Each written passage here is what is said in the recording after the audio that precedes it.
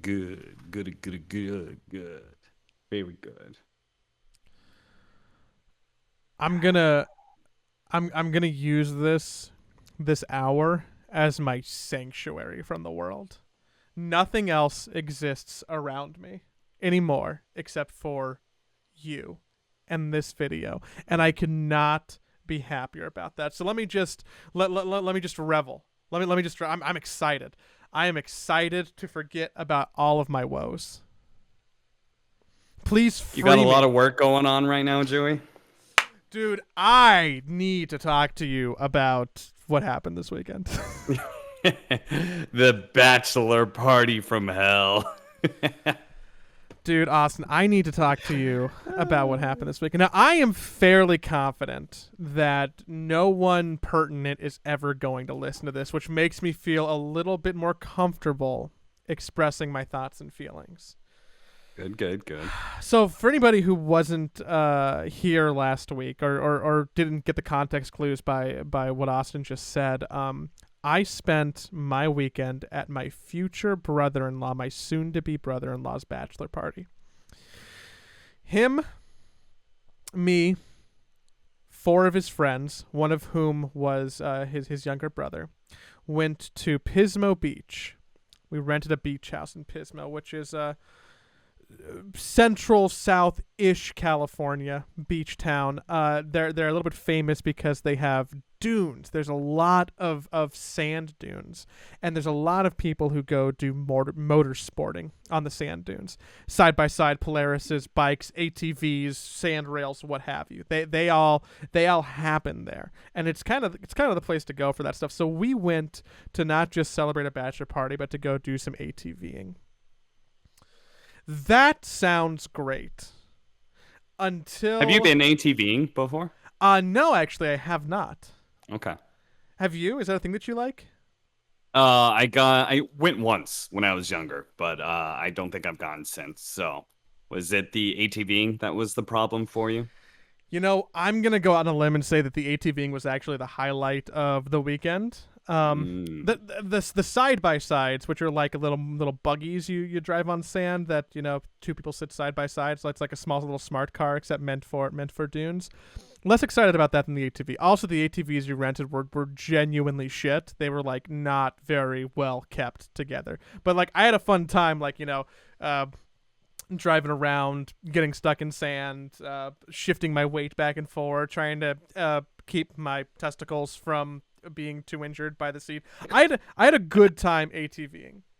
It's everything else that was mild to moderate to severely problematic for me. Um, I don't know. I think the best way to describe the way that I felt this weekend was and I don't even know if this is true. This is just an assumption.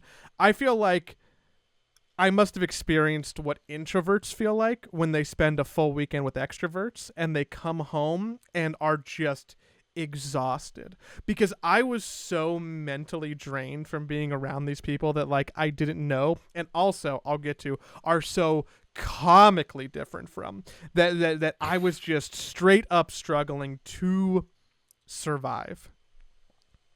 because you had a chameleon. You said you might have to chameleon. And we talked about how they were very different than you, that group of friends. We talked about their Fox hoodies, and you were going to have to chameleon all weekend long. There was some chameleoning and some turtling, and I didn't Okay. chameleon on like the vile parts. Like I was talking, I have a good friend. His family is all from Kentucky. He kind of left them, and like when he goes back, he struggles to like be in that environment because they're so different belief structure wise, politically, what have you, right? Like I had that situation. It felt like I was in Kentucky for the weekend, so. So the first thing that happens is that like I roll up, I'm ready. We're gonna go ahead and get in the car. There's gonna be five of us that pack into a Ford Raptor, which fits five people. Also, nice truck. And I I mentioned that a lot of these people are like truck people. I drive up and I see that the ride is a lifted Ford Raptor, and the Ford logo on the front it has been Uh-huh. decaled over to be an American flag Ford text. So So God bless them, the good old boys of America. so red flag number one is that I'm looking at this What truck. what's a red flag about that, Joey? Patriotism? Is that a red flag where you come from? Yes. Sorry, continue. I am staring down the barrel of a lifted red truck with an American flag Ford decal on, and I'm like, okay, this is what I expected. This is just funny, right? Like this is the introduction, and I know, like, oh, everything that I thought was gonna happen is going to happen on this trip. I knew as soon as I saw the vehicle, and you know what? It's okay. We drove up. I'm gonna go into probably more detail than I should. We drove up, and on the way we were gonna stop at Jersey Mike's because someone wanted a sandwich. And you know what? Me, big Jersey Mike's fan. Hashtag Team Liquid. Am I right? Speaking of Jersey Mike's. And I was like, Yeah. oh man, I can like tell some fun stories about this Jersey Mike's commercial that I shot over the weekend. And I don't think they were received as fun stories. It might have been my storytelling. It might have been that no one cared that I was filming a Jersey Mike's commercial. Maybe people were just playing it cool instead of being like, wow, he's so Hollywood. Didn't go over super well. But the Jersey Mike's that we went to had a mask requirement. Like most businesses in Los Angeles do. And one homie just goes in without a mask. And he's like, don't worry. Like, they have some. They'll give one to me. And they're like, no, sir, we don't have any masks. Can you please go get one? And then he like turns back around, looks at us, does the whole eye roll, like, oh, okay. Walks back to the truck, grabs liberals, am I right? COVID. I'm pretty sure this person's not vaccinated. At least one person in this truck was not vaccinated. I'm almost certain of it. He comes back and like he intentionally puts the mask on under his nose as I think like a very subtle. I'm assuming it's a very subtle fuck you, right? And the person behind the counter is like, hey, if I'm going to take your order, I need you to put your mask on all the way. And he's just like, I like this guy. I like fine. this guy. Put it over your nose. Fine. So we do that. We eat our sandwiches. We leave. And in the parking lot, homie starts to get mad at this old disabled couple who were blocking some of the parking spots because they're like getting out of the car with their walkers and they kind of parked poorly to do it. And I'm like, okay, hold on.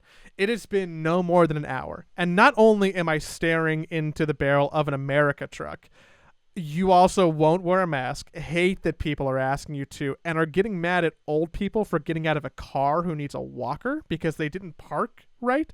Dude, this is gonna be a fucking disaster. And guess what? All of my intuition was correct. It proceeded to be a disaster. Let me give you some highlights. Let me give you some highlights. Okay. The best of, because I really don't want to. We arrive. Not everybody went in the same truck. There was a sixth person who came from a different location, who brought his own lifted truck and a smoker and all that. It's great. He cooked us so much food. It was very nice. But also, this person brought cornhole, and I go to help them unload the cornhole from their truck. Big, like professional wooden cornhole boards. The boards are decaled with the thin blue line, Blue Lives Matter American flag, which for those of you who haven't seen, I'm sure most Americans know, but for anybody who is unaware, like there's a version of the American flag that's really popular as like a symbol for the police force, especially in wake of the Black Lives Matter movement, where everything is grayscale, but one line is blue and the blue line represents cops. It's basically, and I know I don't want to make this hyperbole, it's basically a hate symbol. Yeah, it's we had the Black Lives Matter, and basically people were protesting and stuff and saying like, hey, there's a lot of racism that goes around. Can cops just maybe treat people of color in a decent way? And cops and some of the people who support them were like, fuck you. And develop the thin blue line. I love that one. Yeah, so we have neighbors, right? Like we pull up to a beach house. It is a house where the patio is going onto the beach. It's beautiful. It was like, I'm so glad that we were there. It was really cool. Um, and then we had neighbors who were walking by, like a group of like a multicultural group of people. And meanwhile, I am standing outside playing cornhole with a bunch of white dudes on this thin blue line cornhole set.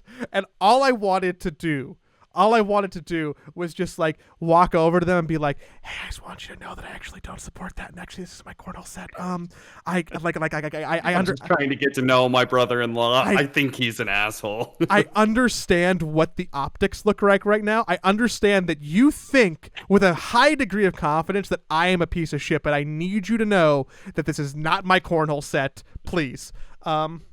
Anywho, I did get to tell them that the next day. I'm like, by the way, that's not mine. I'm very sorry. And they were like, yeah, it's kind of gross. And I'm like, believe me, I know. So before we even went on the trip, my sister messaged me that morning and said, "Joey, you have to behave." And I'm thinking to myself, Cap, that "Joey, you have to behave" is in reference to like, oh, it's a bachelor party, better not do cocaine and strippers, like, what have you.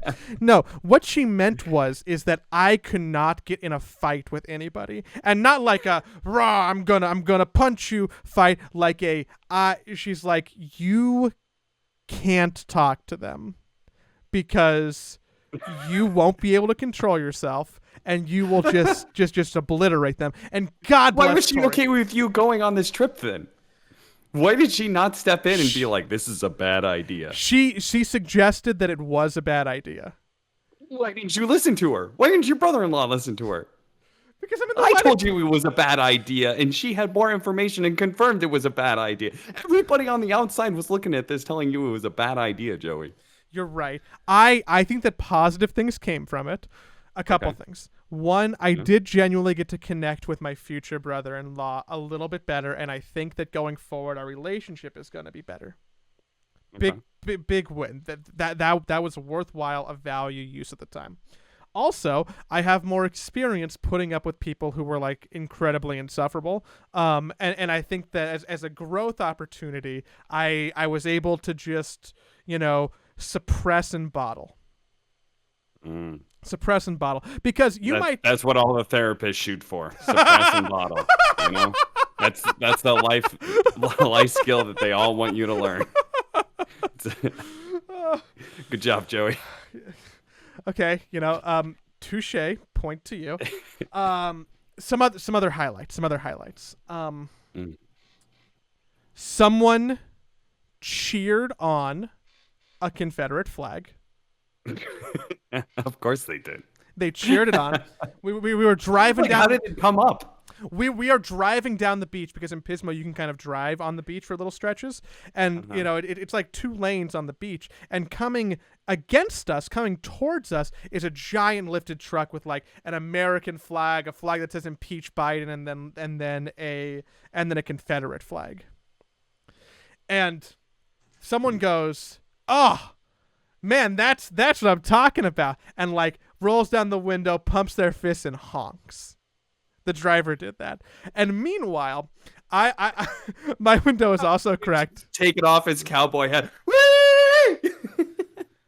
I could not believe that I was in the car when someone cheered on a Confederate flag. I felt so disgusting. Other things. Did they happen to bring up the great state of Jefferson? Have you heard of that one? No. It's time to take back California. The state of Jefferson is this attempted idea to basically have the northern part of California and the southern part of Oregon split off from their prospective states to form a 51st state. And it's notably because northern part of California and southern part of Oregon are more right-leaning. So they don't want to be attached to their liberal states, So they want to form their own state. The great state of Jefferson. I hate that. With a fiery passion. So, what else happened? I was witness and around for like a lot of catcalling, which I didn't know happens anymore. Oh, That's really weird.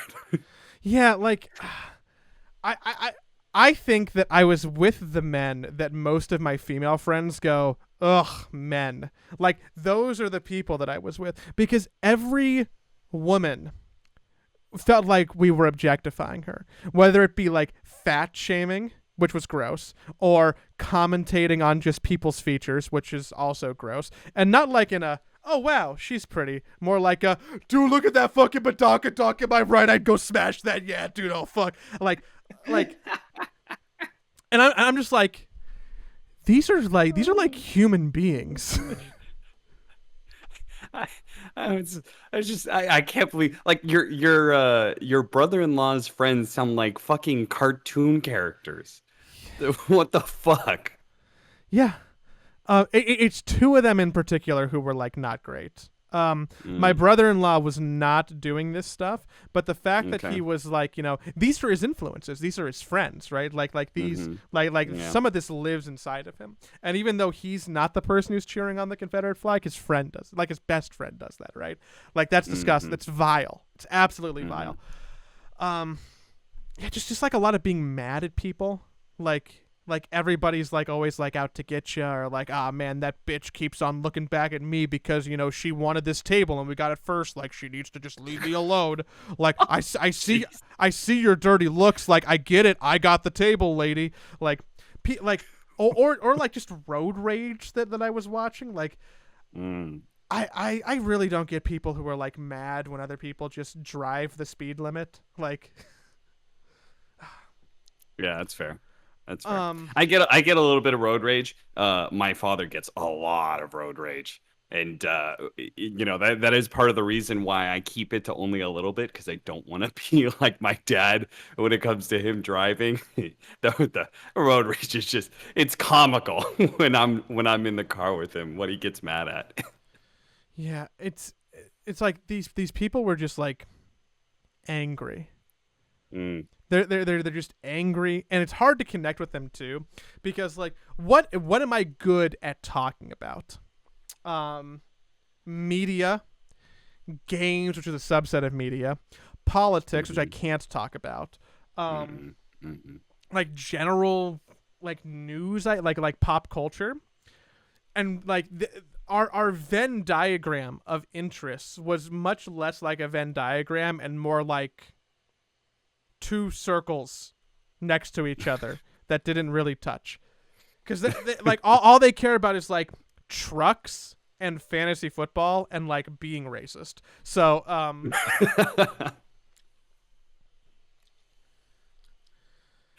Oh, that's fun. That's fun. That sounds like you had a great weekend.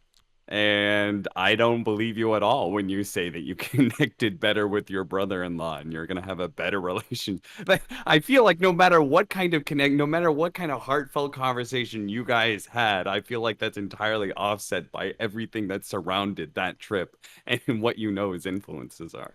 the fact that he was not partaking in like the disgusting and vile stuff, it is like a little ray of light shining through the thunderstorm of being like, okay, I'm not watching you be some kind of ist, right?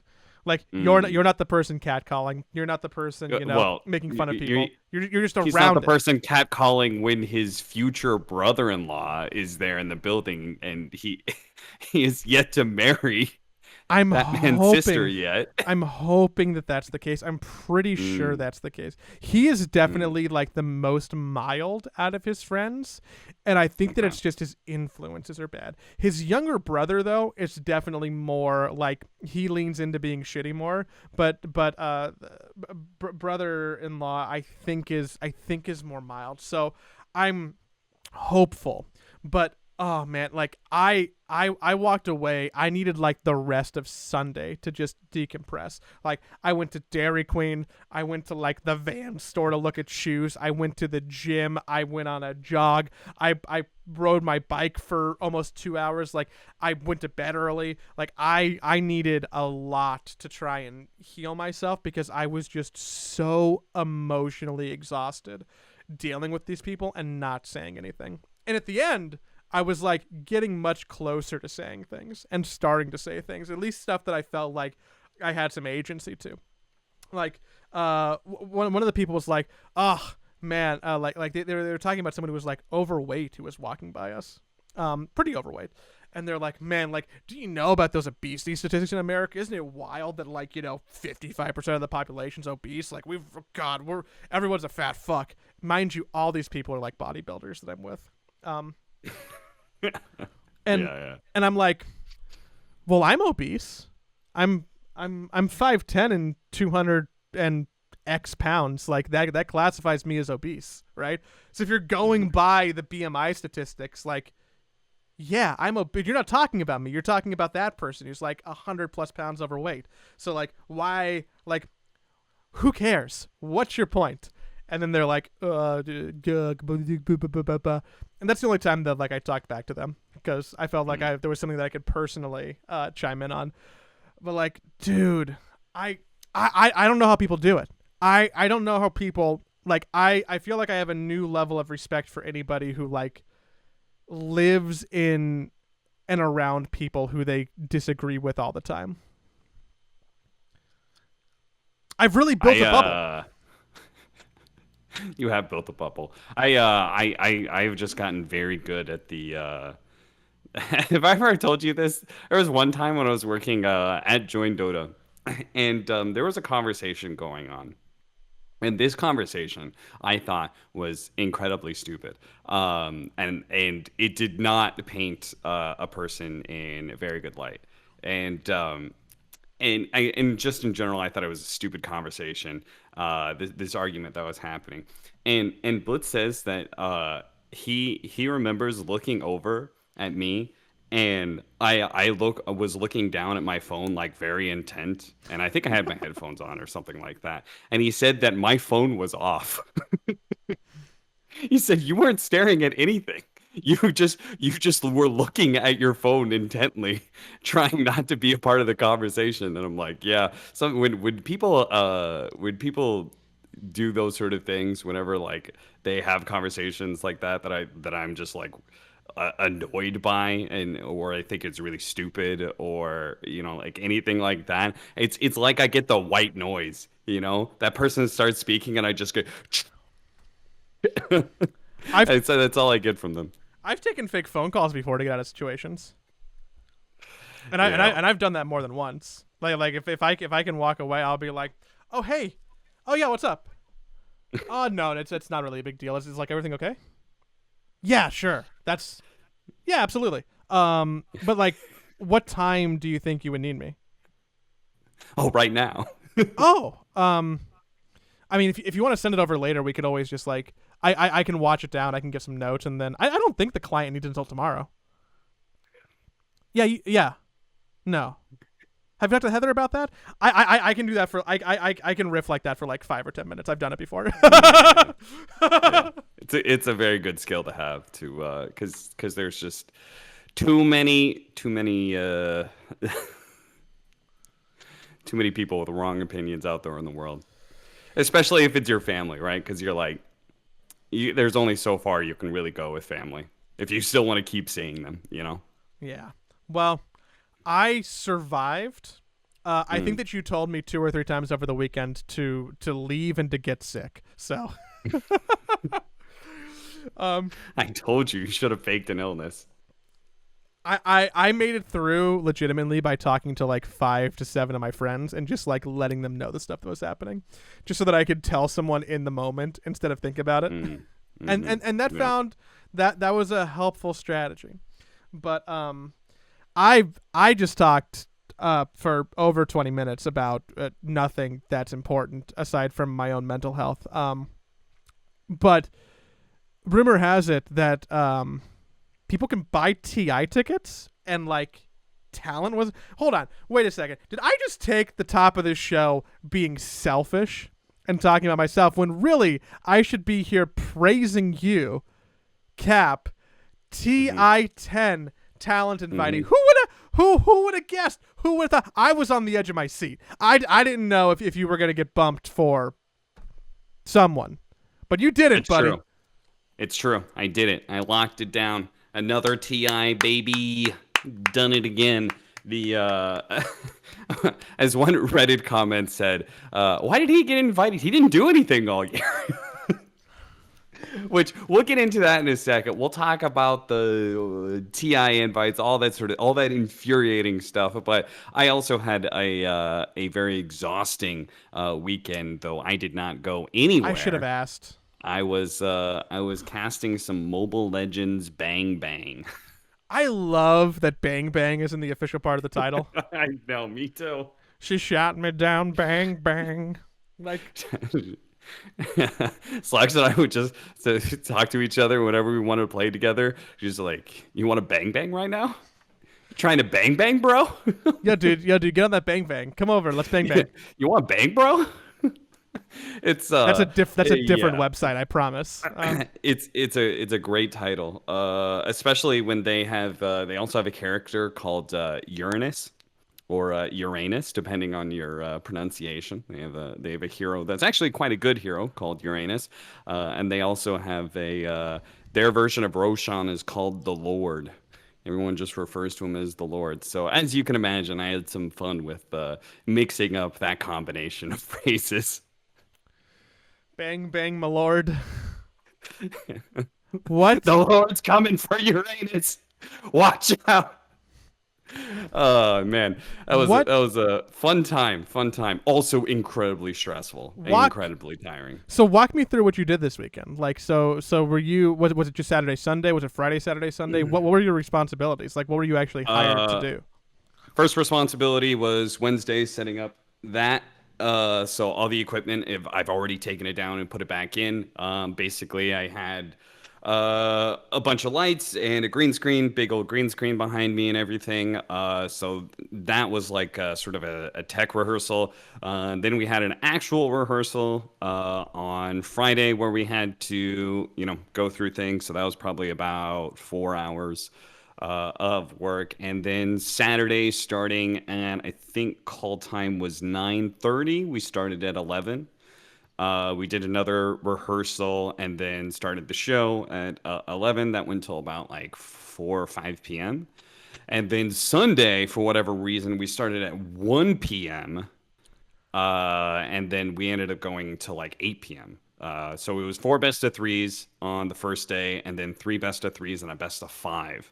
So the second day was longer Mm-hmm. because it had a best of five grand finals, and we started later. So I was not super happy about that, but yeah, I pretty much sat in this chair. So the production team that hired me is called E Stars. They're the same guys who did the WSOE. If anybody remembers, there was the tournament. Like Richard Lewis was a part of WSOE at one point in time, and they did Dota tournaments and they did some fighting games and stuff like that. And they did three Dota tournaments, I think, in total. I think I only managed to attend one of them. They were in Las Vegas. It's done by like the same overall company that does the World Series of Poker. So WSOE, the World Series of Mm-hmm. Esports, basically is what they were trying to go for. And so the production company behind them is called eStars, and they have hired me and Slacks because they liked us a lot for a couple different things. Now they hired me For Honor. If anybody remembers when I was talking about this time around, For Honor isn't a MOBA, and so this time around they're doing this mobile game that is called Mobile Legends Bang Bang. It's basically started off as a straight up copy of League of Legends and then kind of went its own way. Good thing too, because the game is so much more fun to watch and play than League of Legends, in my opinion. Mm-hmm. And it's huge in Southeast Asia. It's huge in China, where I believe it goes by the name Arena of Honor or something like that. It's massive in China, but this version, which is like the non-Chinese version, Mobile Legends is really big in Southeast Asia and a little big in Brazil, I think. Not so much North America, Europe, anything like that, but it's just massive in Southeast Asia. So in fact, I think we have like well over 100,000 views on the YouTube video for Okay. day one and day two of the qualifiers. So gives you some perspective different from For Honor, which was cool game, but like zero community behind it, sadly. So And yeah, so I just sat here. The problem with eStars shows is that they are nonstop. We have like a 2.5 minute break, probably two or three times throughout the whole thing. Other than that, it's like go, go, go. Because it's just me, Slacks, and an expert. And so we open the show with a panel and we close out the show and I'm casting every game that's happening, and I'm also doing the post game panel, the pre game panel. Like it's just I'm constantly on air and talking and doing things, and so the shows are exhausting. And casting a game you're unfamiliar with is even more exhausting because if you think about it, you see something. I see a sunstrike, I instantly know it's a sunstrike in Dota. When I see Mountain Shocker in Mobile Legends, I have to I see this effect. I think, oh, that's this character's ultimate. It's called Mountain Shocker, and I have to actually think through what I'm trying to say, which just makes the whole casting process a lot more tiring. I was exhausted after both of the days. I just didn't want to do anything after that was done. So. Are there any teams that like any organizations that we would know who are playing in the event, or is it like No, all like no. pickup They are teams? all they are all just high MMR players, people who play ranked matchmaking together. There is one team ish, but they don't have like a sponsor. They're called BTK. They're the ones who won the whole thing. They were like the huge, massive favorites. And they've been like undefeated champs for like 5 years or something like that.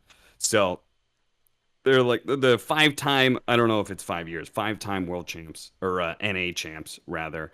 And so yeah, they won the whole thing, and they're going to be going to Southeast Asia to compete against all of the really good Southeast Asian teams, and I'm guessing they're going to get stomped. But I guess we'll just have to wait and see. The big thing was that Mobile Legends basically expanded their version of Worlds to include North America, which it did not before. So that's part of the reason why eStars was hired to do the production for the show, and part of the reason I and Slacks were hired because I don't think there's much of a North American Mobile Legends talent scene. Well, But good thing I you brought honestly a don't lot of know. people to the broadcast, like myself, who definitely watched. Um, Yes, what was definitely. what was the hardest part of doing it once you actually got into the flow? I mean, it's just learning all the abilities by sight and name, right? Because my co-caster Dave, he was saying like, oh, it's okay to call ability one, ability two, ability three, but even then, like some of these heroes I legitimately have never played, right? Because it's also a paywalled game, so I don't own the hero Mm-hmm. that I see on the screen. And I also the meta was different from North America to Southeast Asia. There was only Southeast Asian games I could watch. I had no idea what was going to be picked in North America. Once it got going, then I could hone down what heroes I needed to actually learn and understand more about. But like going into that first day, I was totally blind. And so there was just heroes being picked up that I'd never even seen before. And so I had to literally just read what their abilities were, digest that, try and think of what the ability would look like, and when it appeared on the screen, I hopefully it would connect. But there's a whole bunch of flashing shit that's going on, and I don't necessarily recognize everything. So day one, I would say casting was pretty meh. I would say it was not good. Is how I would describe it. And Did you look for or like get any feedback? Like did you look back and see what people were saying about you or there was a Reddit thread that was complain. Well, I started off with the YouTube because it was on YouTube and Twitch. I Mhm. started off with the YouTube chat open. That was a mistake. Most of it was in Tagalog, so that was probably like 80% of it. But some of the 20% English that was coming out, there was definitely some flame in there. So I was like, all right, well, this is useless. Well, that's not good Uh, for my mental state. yeah, exactly. And then there was a Reddit thread that was flaming the production because they basically had the labels wrong because they were going through the API. And so when these players would pick their hero, sometimes they would swap, but the role wouldn't swap with them. So Oh like the no. post game, the post game production would be like, here's this jungler, right? And it's obviously not a jungler. It's some side lane hero or something like that. So like that was just all messed up because their API, like they were just hooked into whatever was picked at the time, but they couldn't keep up with the swaps that were going on. So they just had this player pick this hero and this is their position. So that was it was the Reddit thread was flaming that. I did peek in there, and I saw not too many comments about the casting. There was one comment that said the casting was atrocious, and then there was another comment that said it said something like it was kind of I actually kind of enjoyed listening to Capcast, even if he didn't know what he was talking about and it was kind of cringe sometimes. It was also kind of cool. And I was like, nice. That's about the best I could hope for, honestly. That's a compliment. It's like, oh yeah, like I mean, it was an acceptable amount of cringe. That, Yeah. that's the Yelp review. 4 stars, acceptably cringy. Yeah, for like me trying to like cram a MOBA within like 2 weeks, and that was the first time I'd ever casted it before. I was like, you know what, as long as I'm not getting like mega hate threads, I'm pretty happy. Like negative comments, like I expect that. Like at this point in time, I feel like it should happen. I should get flamed. I'm not a good caster for this. How did Jake do? Jake did fine. I mean, Jake is just he's a host and he's an entertaining guy, and we had a lot of fun keeping the show going and all that. I'm scrubbing through the VOD and production note: your lighting much better than his. Yeah, true. Are you looking at the YouTube video right now? I am. Okay. Did you want to scroll down and read some of those comments? Okay, hold on. That's where I was leading to. So the day one I saw the Reddit thread and I saw like some live YouTube chat, and I was like a little negative, but honestly, it could be so much worse because I think I probably deserve some negative feedback. Like I did not feel ready to cast that. And then after the whole thing was over, I went to the YouTube video and I started reading the comments. And I was blown away. Wait, hold on. I just searched for Cap because I didn't want to read everything. And hold on, wait a second. Everything is positive. Yes. And that's what's up. It's all incredibly nice and positive. The YouTube comments. Believe me, I remember joining Dota. YouTube comments are terrible to go through. They're not worth looking at because they will actively harm your mental health. These YouTube comments were incredibly nice and supportive, and everybody was talking about what a great job the casting was. Amazing casting. We love Dave. We love Cap. Slacks is hilarious. I love that guy. I was just like, Jesus. Cap did his homework. Cap did his homework and was able to keep up even when things got fast-paced. It's good to see Montoon leveraging the experience of veteran Dota personalities to add flair to their own events. Yeah. So I was a bit flabbergasted at that. I'm only going to put it, I'm not going to say the casting was good, though I do think I did a much better job in the second day. But I think the improvement was I think I improved a lot from day one to day two. But I'm just gonna say that I think this is simply because this is a community, an esports community that is not spoiled at all. So they were just happy that we were doing a nice production and putting on a good show for a qualifier for a region that is not, a big region. So yeah, this was big for them. Incredibly nice. Yeah. I'm sure there's a lot of people who were like, "Holy shit, this is finally our time." They got slacks. Yeah. So that felt great. That was really, really nice. Cuz it's like, I'm not going to lie. I did it for the paycheck. Kind of. I did it for the paycheck, but I also did it for like experience doing other jobs, right? I'm always looking to be able to do something different. Yes. And to like build up, because it's just like, where am I going to be 10 years from now? Like, you don't really know. So I think it's important to be able to take jobs to whatever you can. And I figure it would be a fun experience. I love working with Slacks. So I'll do any production with Slacks. Just I'll put that flat out there. If you hire Slacks, and I will be a part of that. Just because I love that guy and I have so much fun with him. So yeah. So but I did not do it for like any passion of the game or anything like that. And so I Which is naturally felt okay. bad. Yeah, I think it's okay, but I naturally felt bad because I was just like, in a way, you feel like, am I taking this job from somebody else who's like actually passionate about the game, and like, I also have like respect for communities. Like, But I feel that's like a caster should come in being understanding and respectful of the community and their passion for the game. but that's Like that you should try and learn as much as possible. that's not your decision. Someone No, else yeah, made yeah, that decision to have you yeah, over someone who might have been a little bit more seasoned, right? Like yeah. I don't think you should feel guilty for something that like wasn't your call. Like a producer said, there's more value in Slacks and Cap than X and Y, right? Yeah, I agree. I think it's more so like if I did not do a good job researching and preparing for the event, then I would feel guilty in some way. But like I honestly did do a lot of research and a lot of work like preparing for the event, and I work really hard to like be better like from day one to day two. And so I don't feel guilty no matter what because I put in the work and I try to do a good job. So I have a question yeah. for the people. I'm raising my hand because I have a question for everybody on the video. Did you get to play the sniper champion? Was it actually broken? No, I didn't bother with playing her because I got a chance to talk to we have this guy, Assassin Dave. He's Mm-hmm. a big YouTuber for Mobile Legends and mobile games in general.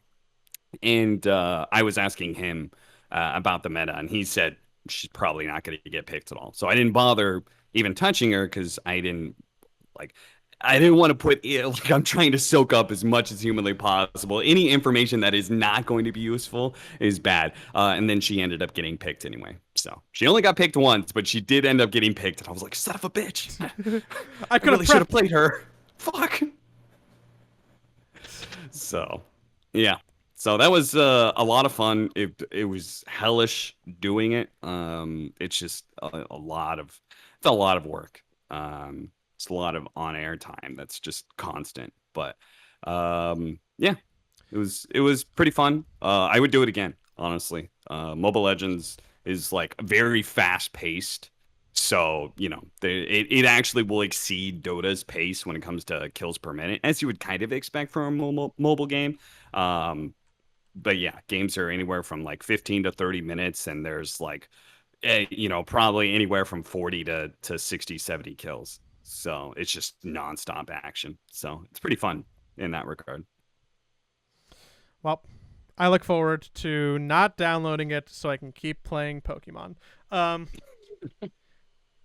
you weren't the only person invited to the international because Slacks was also going to be there. So basically, you're there together, like you were saying, right? Like just hire you together. That's the way to get you to go somewhere. Yeah, kinda. I mean, you'd still have to pay me a good rate, but like, if you can agree to Slack's and I's rate, because I think we just get paid the same for these events, if you could agree to both of our rates, then yeah, you'll get us both. So I'm gonna if you get. want to I'm hire us for any game that you want, we're competitive. available. Competitive Hitman 3 Ghost Mode. I have no idea what that means. Catherine full body 1v1s. I just want to say I have so much respect for people like Red Eye. I think it's a little different when you're a host. You just have to learn about the teams and players more, and you don't have to learn as much about the game. But anybody who's multi-game in general, I have a lot of respect. And Red Eye was obviously one of the more prominent hosts that would go bounce around from All game over to the game to place. game. And I think it's a lot of work to go into learning about a game and a community that you aren't already immersed in. It's a lot of shit to do. So yeah, a lot of respect for anybody who does that. So talk to me about TI. fucking, I got such a wonderful treatment from the Mobile Legends Bang Bang community. Contrasting it with the Dota community is fucking yikes, bro. I So I know I actually don't know exactly what you want to talk about here, aside from knowing that you were a little bit upset over the last 48 hours. I haven't done a lot of reading because I was in Magaville this weekend. So you're gonna have to catch me up to speed on I guess why you're feeling some burn. and now I'm just imagining a parody of that Buffett song, Margaritaville. Wasting away again. Yeah, you know the syllable. Margaritaville. Yeah, you know the syllable. Yeah, so TI invites, talent invites went out. And there was a lot of talent announced. I have not actually, I probably should have checked this beforehand, but I feel like it's the most talent that they have invited. I think there was 32 names in total on the list. Three of those names are observers, and then at least one or two of those names are also behind the scenes production people. I believe both Hotbed and Dakota. And Dakota was supposed to be behind the scenes last year or at TI9, but then DJ Wait didn't end up going and stuff, and Dakota filled in, and he did a fantastic job. So I'm honestly expecting him to be in front of the camera again because I think he did such a great job. But Same yeah, with don't. wait, well, is Purion also probably a producer, or you think he's on camera? No, Pyrion's hosting the late game show. So Oh, I guess that counts. yeah, I seldom so think about that as part of the broadcast, but you're yeah. right. Yeah. So if you look at like the Wikram tweet, like the top six people are all hosts. So Shiver, Frankie, Simichu, Avo Plus actually got invited, which I was super happy for him because we had that conversation a couple of weeks ago, right? Where I said I thought this guy was I thought he was just gonna rocket upwards because I thought he was just so good.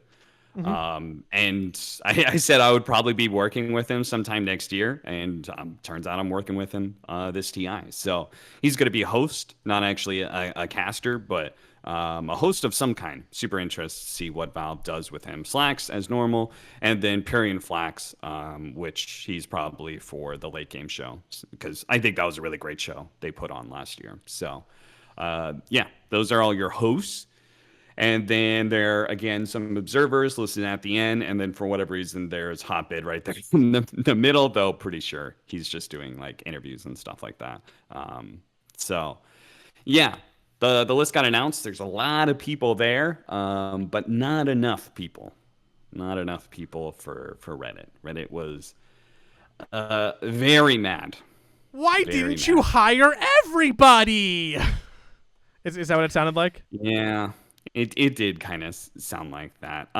So the very obvious person that did not get announced, that did not get invited, is Bkop. I feel like sometimes people have short memories because every year there's somebody who should have been invited that people get mad about.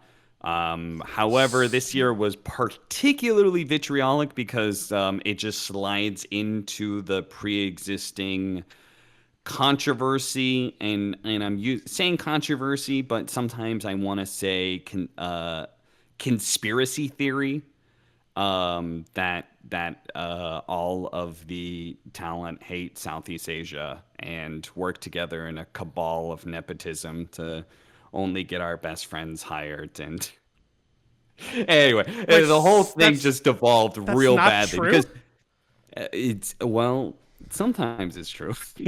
BK, don't Yeah, don't joke about that. yeah, shouldn't joke about that. So Bcop didn't get invited. Of course, a lot of people have been pulling him for him to get invited to this TI, because been basically he's put himself forward as like the caster for the Chinese region from the English side of things, and then that naturally spiraled into him being also the caster of the Southeast Asian side of things because of the way the DPC worked, right? And PGL only hired one play-by-play caster for both their Southeast Asian and Chinese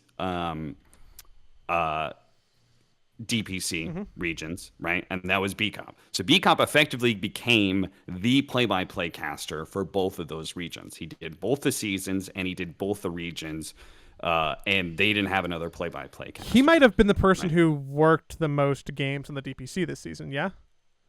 No, I don't. Maybe in the DPC, but I know somebody put out a stat, something like that. I think it was like over the last year or two or something like that. It was actually Mike NPL, the John and NPL combo, who's actually put in the most games over the last year, 2 years, or something like that. Those guys were kind of pulling double duty because occasionally they would do, I think, Southeast Asian games. They were also doing North American games. I don't know if they did any SA. Avo Plus also was bouncing around. If you included Spanish broadcasts, I would guess he was probably the number one Mm-hmm. for just sheer volume of games. But honestly, I couldn't say for sure. All I know is that like there is at least competition for that bit. And yeah, so he's just set up as the Southeast Asian Chinese caster because he's the only play-by-play that was hired, right? Like I'll tell you something. Like Kyle did try and pitch me and him for PGL to work the Chinese and Southeast Asian DPC, and PGL never gave me a call back for that one. So Oof. like so we ended up doing ESL because they agreed to our rates and they put on a really good product, and so that's where we ended up going. So this problem is kind of like set up, right? It's like if you only have one play-by-play caster, then that person just naturally becomes the face of that region, right? Mm-hmm. And Valve decides not to invite them. And this collides into the whole BSJ, anti-major, that whole thing where Southeast Asia feels like they are, and I think there is a kernel of truth to this, that they are an ignored region.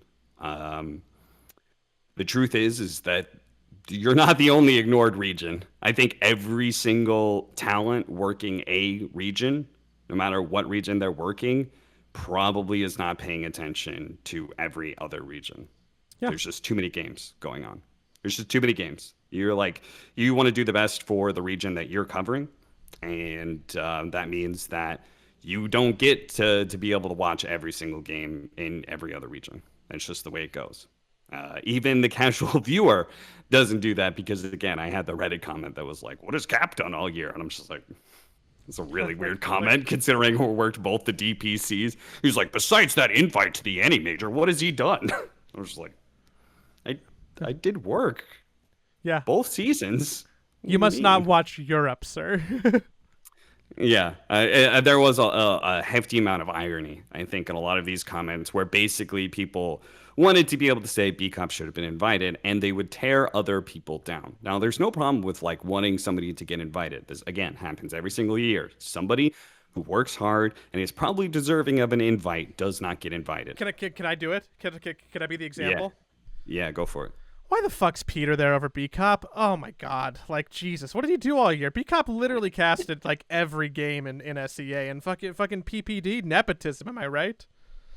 Yes. So the funny thing is I actually went through the list. Every single person that is not a host, or like doing interviews or whatever, like every single analyst, caster, etc., like the normal group of interchangeable talent, every single one of them work the DPC to some extent. Even PPD, who work the North American side of things, every single one of them worked the DPC to some extent. There's not a single person who did not work the DPC in any fashion and still got hired. Um, God's got like all the BTS guys, they did North America. Maybe they didn't do it full time, but they were doing NA. The pro players, they popped in mostly for NA.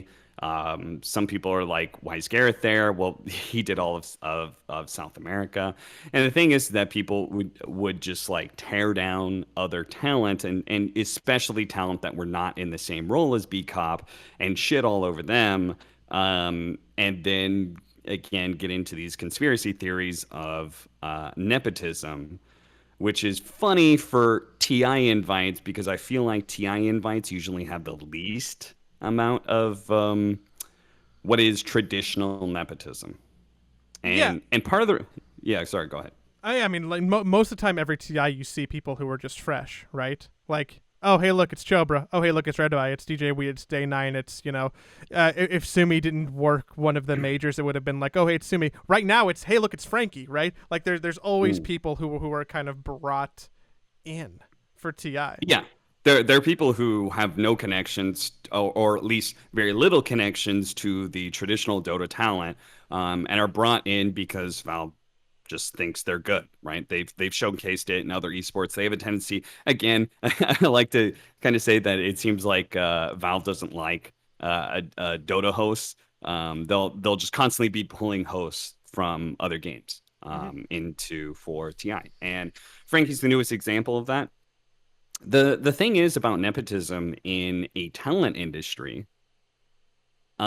is the fact that there is no metrics to be able to say who is a better caster, right? Because like there is personal taste involved, right? Like I think I'm a pretty damn good commentator, but there's some people who hate me and will mute as soon as I show up on screen, right? Uh, Objectively, I think there are some talents you can measure objectively, but overall, it mostly comes down to a taste thing, right? Mm-hmm. Do you like this commentator? And so that's why it's easy to be able to call nepotism because it's like you like it's naturally going to come down to the taste of the people making the decision, right? Tournament organizers have usually people in charge of talent, and that person gets to be able to decide who they want to be able to represent their company and their show, and they're going to go through some VODs and stuff, and they're going to find people that they think that they like their style or fits the style of the show that they want to be able to put on. And I'm sure Valve does the same, right? It's like it's a group of people, I'm sure, that just kind of like decide who they think is good or not. And ultimately, I think people if you really want to be able to compare Bkop to other people, you need to be able to compare it to the right people, right? So Bkop should be in, right? There are 32 invites. For whatever reason, the number is 32, right? Mm-hmm. So in order to get Bcomp in, you need to replace somebody else. Owen, Cap, Gareth, Moxie, Lyrical. I think that's it. Those are your play-by-play casters. So in order for Bcomp to get in, he needs to replace one of those aforementioned people. Um, Suns and fan. and Suns fan. Sorry, Suns fan. Right? And I'll just say, like, Owen's untouchable, right? Um, I'm not untouchable, but But you probably get a silver medal, and a lot of people are really excited about that one. yeah, like I'm pretty far up there. Okay, I think Sunsfan and Cinderin have put together an amazing product. Cinderin is a must-have for every single TI, and Sunsfan is getting better and better as a play-by-play caster, and their duo is super awesome. So yeah, you're gonna invite them. Lyrical Trent. They did the NA DPC this year. They've been a staple in the Dota 2 scene for a while. And their duo is also very good. They've got a unique energy to them, and Valve obviously really likes that energy. Mm-hmm. It doesn't have to be that like Valve secretly are like buddy buddy with Lyrical or something. They obviously just like the product that they put forward, and it's hard not to. Have you guys ever talked to Lyrical or Trent? They're both very wholesome, happy people. They put on just good, positive vibes. I love Lyrical so much. Yeah, dude, Lyrical's a great dude. I think Lyrical's just an amazing person, right? So they really like that duo. They had them casting the lower bracket finals of TI 8, I think it was. I think it was in TIA. That sounds I don't right know, something ish. like that. Yeah. I think both me and Toby did not work the did not cast the final day, and it was actually Lyrical Trent, which was kind of a surprise. But obviously, Valve likes the product that they put forward, right? So they get rehired. not a surprise. Valve has already shown that they really like the product that they put forward, and they have worked this DPC. Next up, Moxie, right? Well, Moxie has also worked both seasons of the DPC. She has been working very, very hard on this. Also, if you take her away, you're also taking one of the few women in the scene, which I know some people are going to be bothered by that argument. But the truth is, you have to acknowledge that Moxie has definitely put in the work. She is a good commentator. Even if you don't like her style, you have to at least accept that she is at least passable. She has good mechanical skills of play-by-play casting. No matter like how much you may say something, well, I don't like her voice or something like that. She is good at play-by-play. Anyone who tears Moxie down, basically everyone who tries to tear Moxie down does so from a gross angle. So like, yeah, come at it correct, please, because she deserves to be there. Yeah, maybe again, it's perfectly fine for you not like the style of commentator. Again, people don't like my style. Some people don't like Owen's style, and I think Owen's fantastic, right? So that is acceptable. But you can't argue against her like deserving to be there.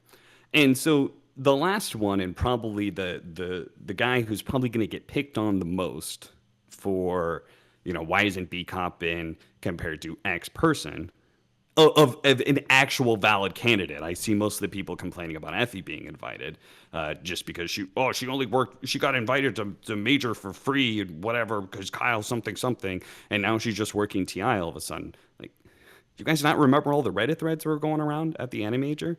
Yeah. Kyle scouted good talent. She's really good. Yeah, Kyle scouted out good talent. He thought this person would be good. He made sure that We Play hired them, taking a chance on them. They ended up being really good, so it means Kyle was right that he did scout out good talent in that regard. And she ended up being really good. She got a lot of praise for it, and Valve probably liked her as well. And they obviously saw the community liked her, so of course she's going to get invited. But like of people who are actually valid,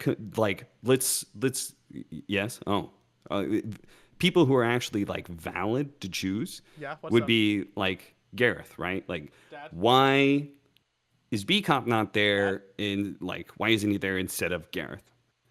And Gareth has probably been working the longest of almost any of these like new-ish casters, right? He's been working for almost a decade at this point. He has been casting for, I don't know actually when he started, but I do know that when I was coming on the scene, he was already a thing. I met him at like a Benna Royal Hall TI. Like that's, yeah. So 7-8 years. He's been working nonstop, not giving up, even though he didn't ever make it into the tier 1 and get invited to a bunch of events. He has not stopped and been working at this the entire time. He worked all of South America.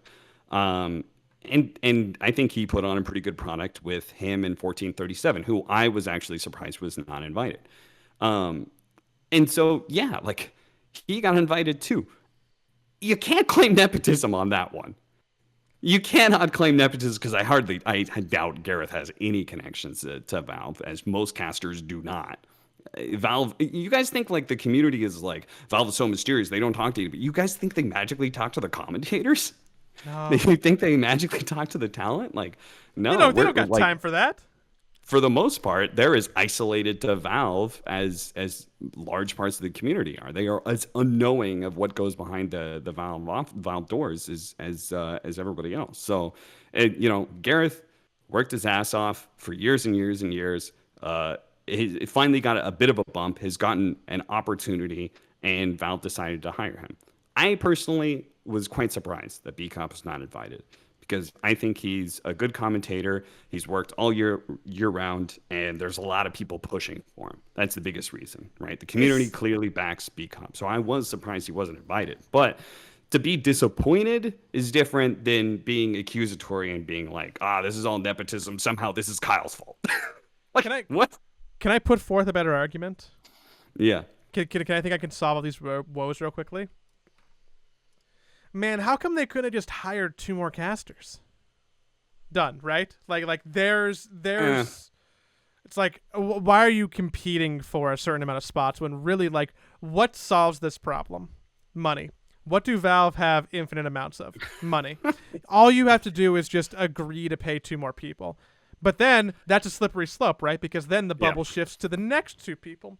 Because if you're talking about, bringing on a Bkop and Black, then suddenly it's going to be, what about John X Fire and MLP? It's going to be, Hmm. what about 1437? It's going to be that argument will keep on going until people artificially feel like it's not worth it to argue about talent anymore, right?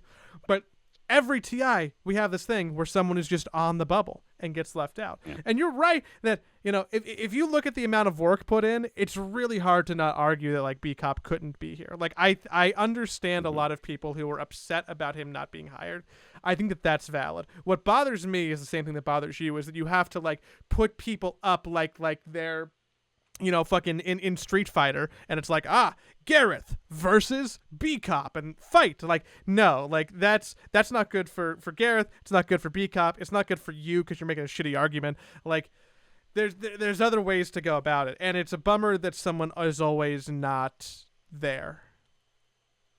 Yeah. It's happened every single year. I actually talked to Slacks and Trent. I was just talking about TI invites in general, and they just kind of like hopped on. And Trent had the same thing happen for him at TI7. I think he tweeted out even that he was like, I would have made TI better or something like that. Like he was pretty disappointed that he didn't get invited for TI7. Next year he did, right? I remember Coddle Guy was not invited for like TI6 or something like that. And the community made a big push to get him invited. Funnily enough, they actually did end up inviting Dakota after the community got rather upset about it. And and the thing is that like part of the reason why you can't just hire just more talent is in order to fit Dakota in, they had to just kick somebody else in the knees, in the shins. And that person was Ziori. Ziori ended up getting half of his games cut for the group stage cast in order to fit in Dakota. So there is just like you can't just keep hiring for whatever reason. They set the number at 32. Like if I'm running a broadcast, I'm determining how many people I need, how many people I want/need for this broadcast before I'm determining who I'm going to invite, right? And I would expect most tournament organizers would do the same.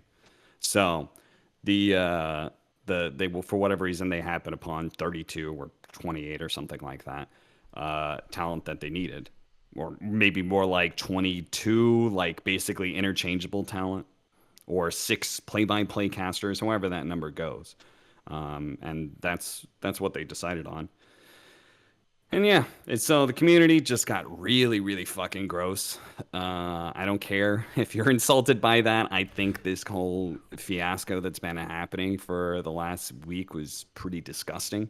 And I think there are, again, some pretty crazy conspiracy theories going on where people are legit talking about like the talent cabal and like running wild with nepotism and stuff like that. Has When Bkop again, I think it's ironic because TI is probably one of those events that has the least nepotism ties and probably what is somewhat objective. You can't be objective when deciding talent, but like there aren't connections that people are getting hired from, right? has Bkop commented on any of this? Yeah, he kind of did. He had a tweet that was basically like, "Hey, like I appreciate the support, but like don't put people down and stuff like that." He did one of those tweets that was one of those reaction tweets, which was, really sad I didn't make it, sort of deal. Every talent does that, right? It's I want to be sympathetic, but I also want to like kind of say how it is when, and I have done this. I'm saying this as somebody who has done this. Okay. When you do a public reaction to that, you are kind of fishing for like people to like pull for you, and like it feels good, because you just got hit, you just got kicked in the balls, and you're like, fuck, I didn't make it. And it feels good to be able to like for you basically put out this line and like, hey, this really sucks, and what you get back is a whole bunch of compliments talking about how good you are as a caster and how you should have been there. Ego It makes you boost. feel a lot Yeah. better. Yeah, it's a nice ego boost after, again, which is pretty much a kick in the balls because everybody really wants TI. And obviously, with the amount of Bkop amount that Bkop has been working, he obviously wanted it really badly. So I do feel bad for him, and in some ways, I do think he should have been invited. I was surprised he was not, but you know, You know it who is should have what it is. you know who should have been invited. You know who should have been invited. You know who made me mad that's not there. Hmm. My favorite caster, Gork. Oh yeah, that was another one. Oh, that's a whole nother kettle of fish. Oh my God. All right, Yes. so obviously people are disappointed that Bkop wasn't invited. A lot of people pushed for him, and then the other person who there's a lot of fans of, and maybe has in somewhat a less traditional claim to being hired for TI, but at the same time has tons of fans is Gorp. And I say somewhat less legitimate claim is simply for the fact that I think it is natural that the people who work the DPC year round do get some sort of leg up. Um, I don't think talent should be decided based off of how much you work. I think it should be decided on What's how gonna make the best good, broadcast? yeah, what's going to make the best broadcast, right? And that again is subjective, but the person who's making the decision just has to be aware of that and try and do the best they can. And yeah, Gorp has had quite a lot to say on the matter, and I am utterly flabbergasted at some of the things that he said on on broadcast, like while he's streaming. Um, yeah, I think that Gorp. I understand Gorp's disappointment, and I think he has put in the work of like he's been streaming nonstop, right? And he has put in the work of casting games on his own channel. I totally understand that. Yep. He wanted to be able to get invited. Apparently, Valve did invite him. Wait. They invited him and some other streamers for some sort of fun thing. So they invited him to be able to go to TI.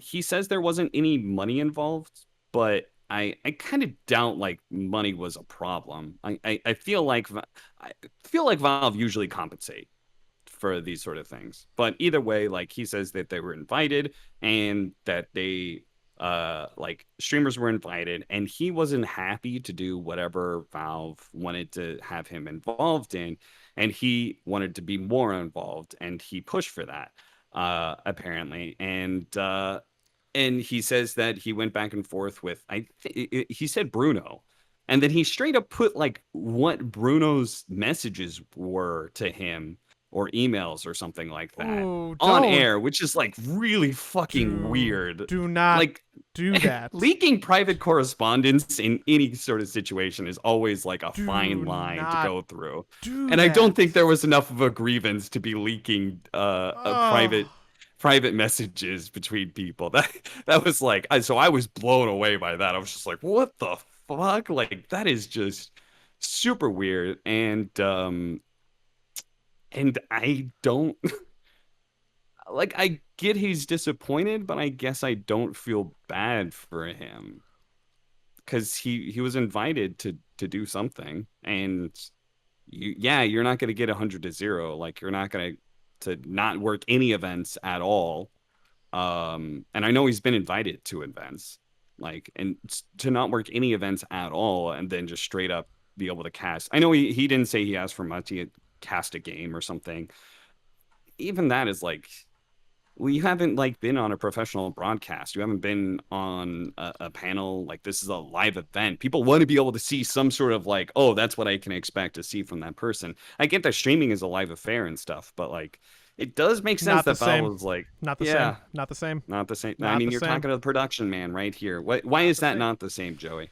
Why is streaming and broadcasting in general for productions different? So there's going to be 1,000 right answers to this that'll all be valid. If I can just take a swipe at one and where my brain goes to first, Someone who streams all the time is super comfortable with their own setup. They know their audience, they know what they like to do, they know what they don't like to do. They dictate all of their rules, right?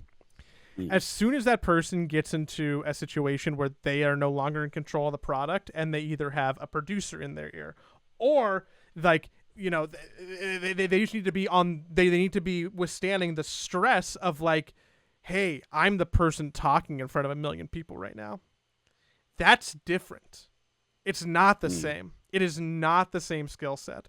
They're very transferable. I think that you can take someone who's a really good streamer and turn them into good talent with like, the right ambition, the right practice, and the right all that, right? But just to go sight unseen for someone who's popular, not the play. Because again, like you're saying, you just want to make sure that you have the best broadcast possible. And how do you do that? You minimize risk. That makes sense. Yeah, I think that makes a lot of sense. The biggest chord that struck with me is the fact that streamers have an audience that they have curated, right? They are themselves, and they have, or hopefully they are themselves, right? And people are drawn to that, and there are other people who aren't drawn to that and just walk away, right? They don't. Even though one of the things that really bothered me about this, a side note about this, is that I read some of the, so I listened to some of the VOD because I wanted to be able to talk about it here. But I don't watch Gorgc. I don't watch Bulldog. I don't watch most Dota streamers, to be honest. There are very few Twitch streamers in general that I watch, period.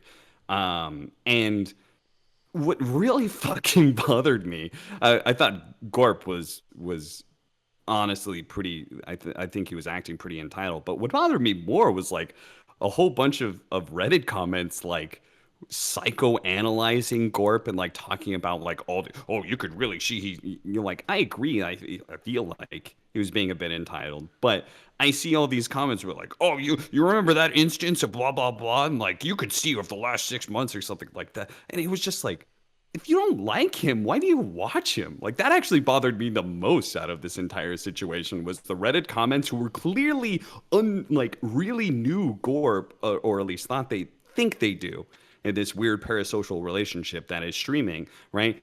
And they have collected data over months of watching this person and have now think they've got this person down to, they know them through and through, and then they explain to everybody else what this person's really like, which one, you don't.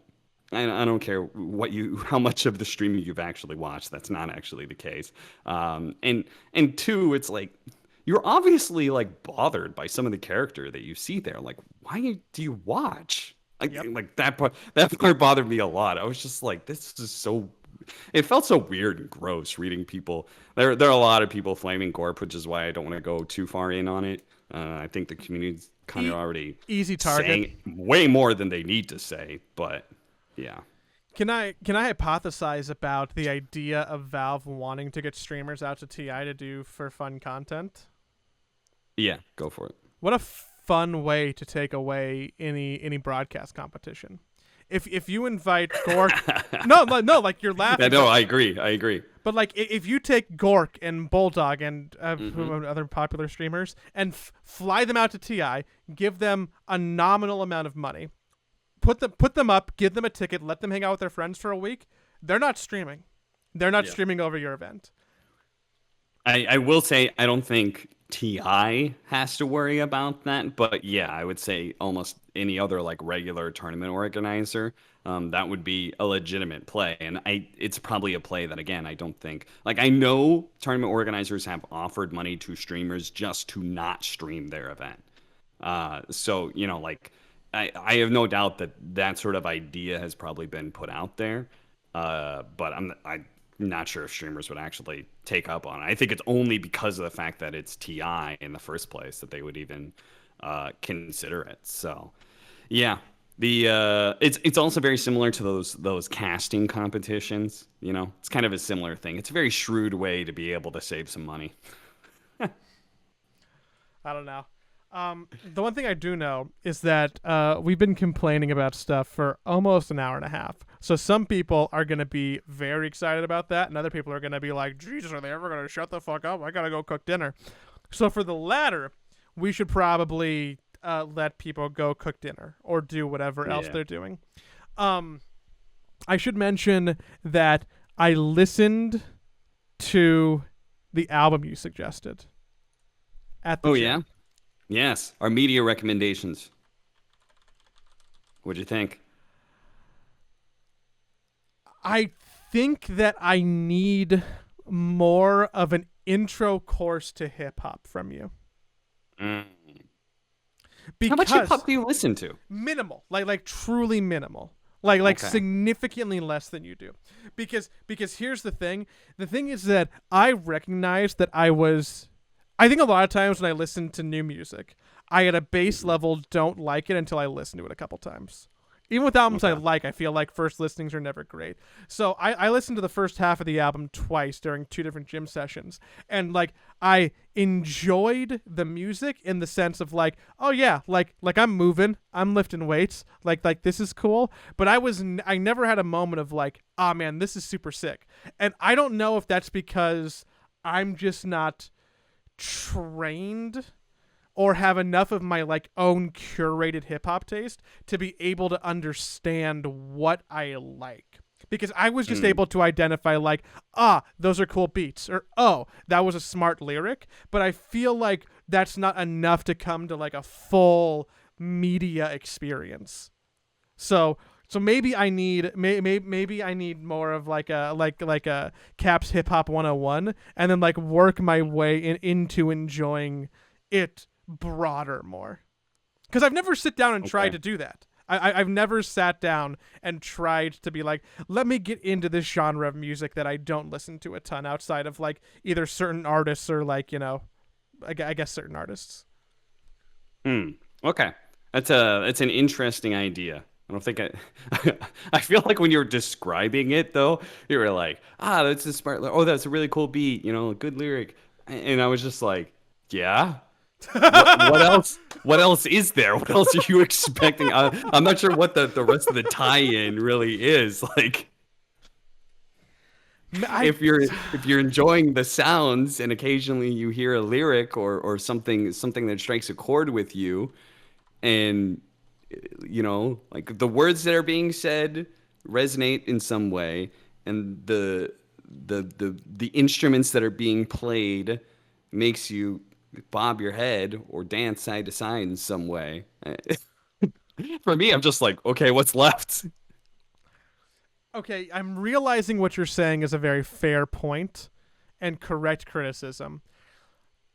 I I don't know. Maybe Okay. like what is the difference for me to being able to like listen to a Kesha song and be like, dude, sick lyric, nice beat, like I want to dance, versus listening to something else and being like, sick lyric, nice beat, right? I don't know. I don't Hmm. know. Maybe I don't understand music. What's that? What's that, Kesha? Wake up in the morning feeling like P. Diddy. That line will never not get me lit. I'm gonna be like 80 something years old and Uh-huh. TikTok's gonna come out of place. I'm gonna be like, fuck yeah, let's have some White Claws like immediately. All right, well, maybe that's what my future media recommendations will be to you is that I have no idea. Like, I'm not going to put myself forward as like some sort of hip hop expert. But maybe I can put forward some hip hop albums More things that you and like. Yeah, just give me more stuff that you like. see what hits and yeah, what takes with you and what doesn't. And then we'll be able to yeah, okay. We'll figure it out. So What hip hop albums have you listened to? Or what hip hop songs do you really like? oh god, I feel on the spot. Lose Yourself, Eminem, anything there? Any old hip hop Tribes Called Quest? How Do you remember? Like anything there? how am I gonna be like a white person and then be like, oh yeah, like I like hip hop, like the Lose Yourself was like a great album. Yeah, well, there's nothing if you like the song "Lose Yourself," which is obviously very popular. That does give me some sort of idea of what you do like. So, do you like that song? Yeah, I do. I like most Okay. Eminem music, but I also like most Eminem Yeah. music that has Rihanna on it because I actually really just like Rihanna a lot. So it's complicated. Okay. Oh, Um, well, if you like Rihanna, okay, that's we still have a direction here with hip hop. Okay. yeah, What else? What do you like of Rihanna? most everything. I'm a You Rihanna like that stan. S&M song? I Mm? like a lot of S energy. S I guess. M. I High energy. Okay. I guess I like a lot of energy. Do you stay away from energy that is more, for lack of a better word, gangster? I would say that I skew away from it, but I'm not Hmm. opposed to it. Okay. Um, And do I you lean more pop, right? I Because like do one of lean more the pop because I because like okay. I really like and this might be like I really liked Invasion of Privacy. I liked Cardi's album quite a Okay. bit. I definitely didn't watch that, didn't listen to that. Okay. Then I think I have an idea of what I'm probably gonna put forward to you. I'll probably link you. I think I'm gonna link you because I'm very curious what you feel about it. I think I'm gonna link forward a Brockhampton album for Joey. I don't know which one yet. It might be Saturation 2 or 3, which are probably two of the better ones. It could be the latest one, which I forget the name of. I'm just curious what Joey's reaction, because that has a nice mix of because they're like the hip hop version of a boy band, and I feel like that might strike some chords with the combination of you liking hop plus you growing up in the '90s and boy bands being a thing. So Okay, okay. I will take a Brockhampton from you and bring it to the gym, and then I will okay, report back. okay, sounds good. You got any recommendations for me? God, did we? Other than that, I've got one other thing to wrap up. Oh, I don't know. I feel like I was just assigning homework to people. Like everybody, That's fine. go listen to Brockhampton. I'll hit you next week with something. I don't want to Okay. overload people with too much homework. Okay.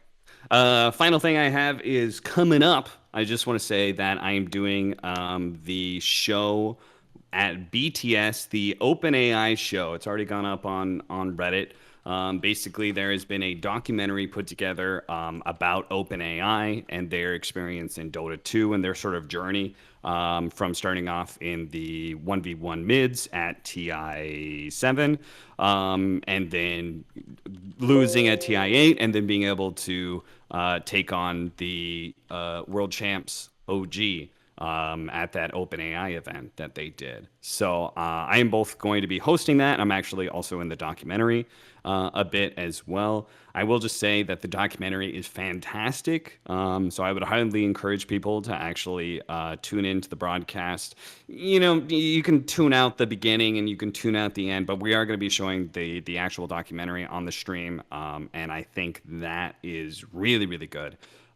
Isn't there a So I show highly match? encourage people to watch it. Is I think it'll get you hyped for TI. That is one of the things that I actually really liked about it, because it struck some chords with me. I got really hyped for TI and stuff like that, and like just thinking about like how much Dota matters in my life got me pretty amped. So yeah, I know there was a Reddit thread about like, hey, I need stuff to hype me up for TI. I think this will help do the trick. So. and then afterwards, there's an OG Beast Coast game. And then there's also an OG Beast Coast game, yeah, some sort of fun match that's going to be happening. That's going to have Owen and Lacoste casting, so you know the casting is going to be really fun. They make a very fun duo together. And I'm going to be that's hosting alongside Sumichu for the actual hosting part of it. So yeah, check that out. and that's Friday. Yeah, that sounds right.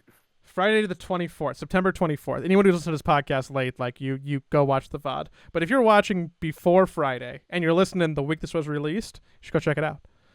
It Yeah. says, I'm looking at a graphic, it says Friday the 24th at 10 a.m. Pacific, 7 p.m. CEST. Yep, yep, yep. And that's it for me. I also am tonight doing some voice acting stuff that I talked about earlier. So that's happening in 2 hours. So Go get warmed up, baby. uh, You gotta get those yeah, cords warmed up. yes. Wish me luck. Good luck, Cap.